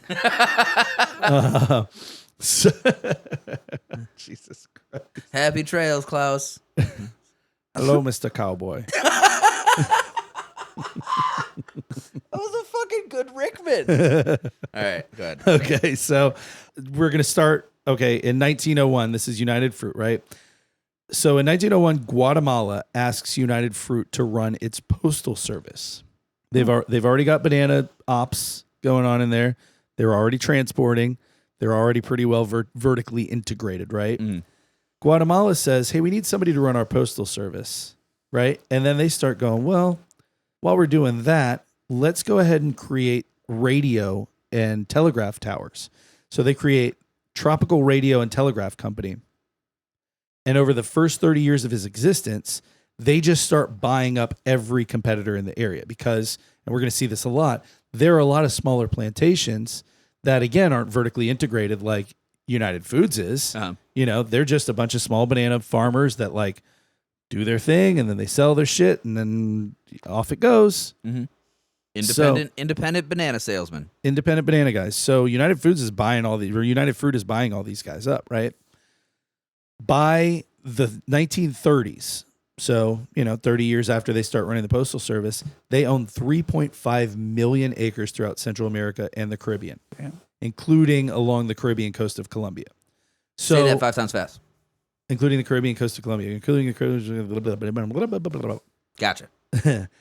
I mean, imagine the amount of power that gives you over these over the governments of these small poor countries, right? I mean, all of it to own that much, and so. We're gonna get into a lot of this. Almost every time it starts off as a good idea for these countries, right? This is going to boost our economy, and every single time United Fruit Company just takes full advantage and just puts all of these countries, and they just sort of keep these economies in a stranglehold. You know? That is the model of the modernist government, right? Guess who started the model? Yeah, you maintain the goods and the services in the area. People become self-reliant or reliant on that company, and then eventually they have no choice but to work just for you. And this is the way that plantations would pay after slavery was done in the United States. They would pay workers with wooden nickels that they could only fucking redeem at their company chits, store. Company script. That's exactly the model. That's the way that Nestle in South America. We're gonna do chocolate at some point. I'm sure. Nestle very specifically, as one of the perks of working for their factory, would give formula to people for free, the Nestle formula to give to their babies. And it was all... And it was addictive. Yeah. So they would have to keep giving it to the babies or the babies would fucking die. the So those families were then stuck I forever. enjoyed watching Marcel's reaction to finding that information out. Yeah, getting their babies addicted to the shit so that That's if evil as if they fuck. stopped, It is. if they even like Oh, Nestle is a totally evil if they were corporation, even too. to quarrel with the conditions in the factories, they'd just be like, okay, then you're fired. No more fucking free formula. Yeah. Yeah. Really fucked up. And on top Such of all that, damn good chocolate. on though. top of all that, He's eating a fucking banana. Fuck yeah, off. Marcel brought a banana to specifically, well, we haven't gotten into that yet, but he's got a banana. Shut up, I'm hungry. But as he just mashes his banana into the microphone.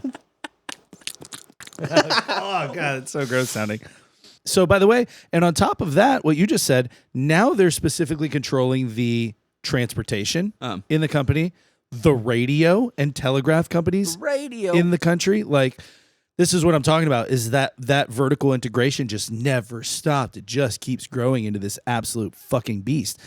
They start getting into like port ownership and control. Like, dude, it's crazy. So, like I said, the amount that all of this gives you over, like the amount of leverage that you get over these countries as this multi-million-dollar company is crazy. And you just own so much of their land and so many of their businesses and blah, blah, blah. At that point, this one company drives so much of the economy that you can pretty much demand whatever you want. In 1930, which is when we're talking about, right? In 1930, the company was valued at $215 million. That's $4.4 billion today. You could go into a Central American country today with a company valued at $4.4 billion with the land holdings, jobs, commerce, et cetera, that you're doing in that country. I'll bet that today, in 2025, you could make some real fucking shit happen with that. Oh, yeah. You'd have enough leverage to make a lot of shit happen, right? The number like $1 billion is thrown around a lot lately. Oh, it's a and people stupid it's number. been like super minimized. Like, oh yeah, the fucking this guy's got $1 billion, this guy's got $5 billion, whatever. That's because it's But impossible to if you got a understand that fucking number. $1 billion, you can buy an island, you can buy a country, you can buy a government. Yeah. You could become a king anywhere essentially in the fucking world with that much Plenty money. of power with the money. This is the way I explained it to my kids. If you got $1 a minute for just existing, whether you were sleeping, working, pooping, showering, whatever, right? $1 every minute, and you spent no money, it would take you around 2 weeks to get $1 million. It would take you 30-something years to get $1 billion. Yeah. That's the part that, like, I explained it to them that way, and they were like, "Oh, wow, that's Holy crazy." guacamole. So yeah, I mean, like whether if you have that, if you are controlling that amount of commerce and that the economy of that entire country, you know, like whether you want it to benefit locals or, you know, you want to fucking just destroy everything, I guess is your own personal journey. But, you know, what we've seen, It's just your journey. what man. we've seen time and time again in these scenarios, you know, what happens when a single person or a single country has or company has so much clout, you know, on these areas, it always ends badly. And that's where we end up with fucking the phrase banana republic. Yeah. Those roots form here. Yeah, this is all the That was a pun. Oh, those roots form here. Yeah, that was a pun. That was good. That was good. You wrote that into your notes. You kind of forgot it was a joke for a second, didn't you? It says that's a pun. I put in parentheses, that's a pun. I just took the beat for comedic reasons. Yeah. No, all this stuff. I am a professional comedian. This after all. is. Do you ever watch Captain Planet? He's a hero. Yeah. Fucking the villain Horace P. Greedley. He's like a pig man that wore like a big suit with a Panama hat. I remember. This was his shit. Oh, really? Yeah, because probably. he was like a plantation owner, like colonialist. Oh, yeah, Yeah. that's It's right. his journey. Yeah. Yeah, that was his That was journey. his That was his journey. journey. Horace P. Greedley. And like I said, the journey seems to be every single time just wreck everything and make as much money in the process. So, The guy was a piece of shit. so prior to all of that stuff in the 30s I was just talking about, all right, in the late 1910s, so the U.S. is, or I'm sorry, the U.S., Jesus. So United Fruit Company is already set up and operational for about 10 to 11 years at this point, right? Mhm. Costa Rica had a dictator, General José Federico Alberto de Jesus Tinoco Granados. Yeah. I know. Well, you know we like our long names. Yeah. You look along. So he, like every Like it fucking long. Big bananas and long titles. General José Federico Alberto de Jesus Tinoco Granados. Ay, Dios mío. So, like every fucking dictator, he didn't give a shit about the common people in Costa Rica. And he did everything in furtherance of elite people getting elitier. So he gets deposed in 1919, right? Immediately, Costa Rica has this huge labor movement. Lots of strikes, lots of unions and labor movement, not labor unions, labor unions, labor movements, labor Beyblades. Unions and labor. What are you saying? Unions and labor movements all started, right? As part of this big thing. So these guys, there's this huge labor movement in Costa Rica after this dictator gets deposed, right? And they're asking all kinds of crazy stuff like a 8-hour workday, a fair livable wage, just craziness. And everybody in Costa Rica is in on this, right? Like carpenters, furniture makers, public works employees, liquor distillers, railroad workers, banana workers, all of it, you name it, banana work. Banana workers. I'm in banana work. You're a banana worker. Oh, sorry. It honestly feels insulting that I laughed that hard at that. But I don't mean to disparage any banana workers. They still exist. Where do you think Marcel's fucking piece of wretched history came from? Yeah. That he just shoved into his grill. So in 1923, they formed the Costa Rican Federation of Workers. This is most of the unions and labor groups, right, at this point in Costa Rica. In 1929, so a few years later, they form the Revolutionary Labor Cultural Association, right? Again, lots of demonstrations, lots of striking, lots of clashes with police. You fucking know the drill, right? In 1934, the banana workers specifically, who have had a lot of strikes in the past that have all been suppressed by United Fruit with the help of the Costa Rican government, decide to conduct this giant strike. This big organized strike specifically against United Fruit Company, right? The workers meet in secret beforehand to write out their list of demands.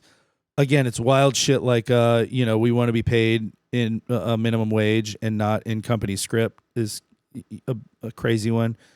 Marcel, you know what company script is? Yeah, or company or chits. You can use company coupons. Well, yeah, you use whatever the company gives you. You can use just to buy all your stuff shit from the company. Yeah, the company will set up a grocery store and a sundry store, and they pay you in coupons that you give them back to buy shit from them. So they're making their money from you on both ends. Yeah. So wooden nickels. Yeah, wooden nickels. Yeah, so they want crazy shit like improvement of their work surroundings, their work environment. They want to be paid a minimum wage, not be paid in company script. 8-hour work days. Recognition of injury law. That's a big one. Hey, will you recognize when we get fucking hurt, please? Took a machete to the shoulder. Can I get stitches? That train ran over and severed my entire foot. Do I really have to go back to the fields now? Yeah. Okay. Give you a banana foot. You'll be fine. Shove a banana in it, kid. Put a banana in. That'll be 20 cents for the banana. Give me one of your nickels. So United Fruit sees these demands and they're like, not a chance in hell, dude. So the workers, bust out their picketing signs and they go to it. The strike starts on August 9th. There are 100,000 workers from 30 unions striking. Dang. Right? United Fruit decides to employ a banana gun. Some rather shitty tactics to break this strike, right? Beyond just general violence, they go to... So at this time in Costa Rica, there's a lot of racial shit going on between sort of the natives and the Euro-descended Costa Ricans, right? As there is in this country and all of Central and South America, there's a lot of that. So United goes to, they basically offer better positions and pay along ethnic lines. Oh, so if you're of this ethnicity, then we'll pay you more. So the European descended, they're like, hey, you guys quit striking. We'll give you guys better pay. We'll give you guys better positions. You come back in. Get away from all these black people and native. It was mostly the natives. It was actually they didn't really have slavery like we did. Hey, come on, you're your own people. You don't need to be with these mongrels. Yeah, the native population. Come on over here. We'll pay you with more bananas. Yeah, so they also deport people back to their countries, from Costa Rica back to whatever other countries they have. The people that they just recently employed, and now they're like, you're here illegally. Get out of here. Right, right. Which is insane. Crazy. Never heard anything like that. Yeah, right. So this goes on for almost a month. Finally, United agreed to the terms. I don't want this to be taken as me having any degree of sympathy for United Fruit. I'm just reporting both sides of the coin here.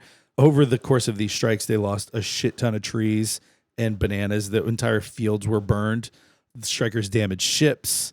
And this is all going on mid-depression. This is all going on in the 30s. So they're like hitting them at a time when they probably can't afford the lapse in production and the damage to the fields and stuff like that. They could probably just ship a lot of itinerant workers for the Dust Bowl. Well, they can't. Here's the thing: they can afford it. Oh yeah. They can absolutely. That's afford always. it. That's the. We can't afford our quarterly production stuff. But yeah, these motherfuckers can always afford. But their shit. bottom line is definitely going to be affected. The car companies have to lay off fucking 20,000 people every year. No, they just have to if they're going to be able to pay their shareholders what they want. I want to buy another Golden Palace. Yeah. So after a month, the protesters and United come to an agreement. The strike's over, right? Protesters get back to work. United Fruit reneges on all of their concessions. Yeah. So shit pops off and on for a few more years. Eventually, United Fruit does sign a collective agreement with their workers in 1938. And the 1934 banana strike has a lot to do with that, right? So I think we are going to cut part 1 there. We haven't gotten into too much of the real bad shit. We're going to save that for part 2. We haven't gotten into any of the bad stuff. No, yet.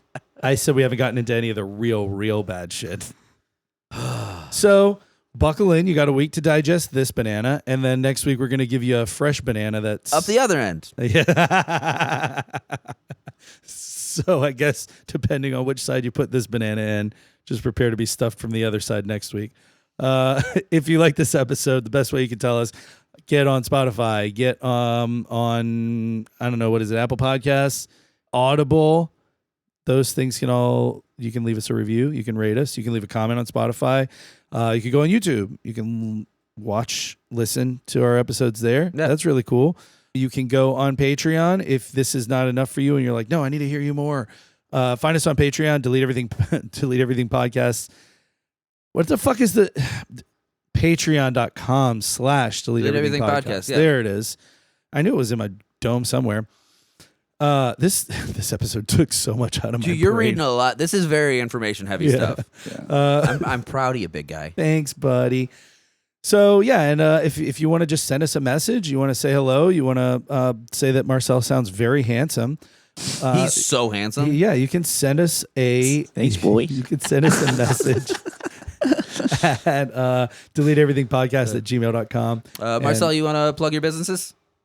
Sure, if you want to. Yeah, fuck it. Come see us at Lama Restaurant. We also have now lunch available Saturdays and Sundays from 11 to 2. And reservations encouraged by mostly walk-ins. And also dinner menu available during lunch if you missed out. If you're in town visiting, I didn't you even know can this. still try that. And then we have a coffee shop, Maracuya, down the road. Where you can find also like super chill spot. Good coffee. vibes, good coffee, empanadas, sandwiches, like passion fruit juice, because orange juice is just, everyone does that. Yeah. And, yeah. He's like, don't be mad at me about the fruit. Yeah. And exactly. Do I mention the fruit? Shit. Should I Yeah. mention the fruit?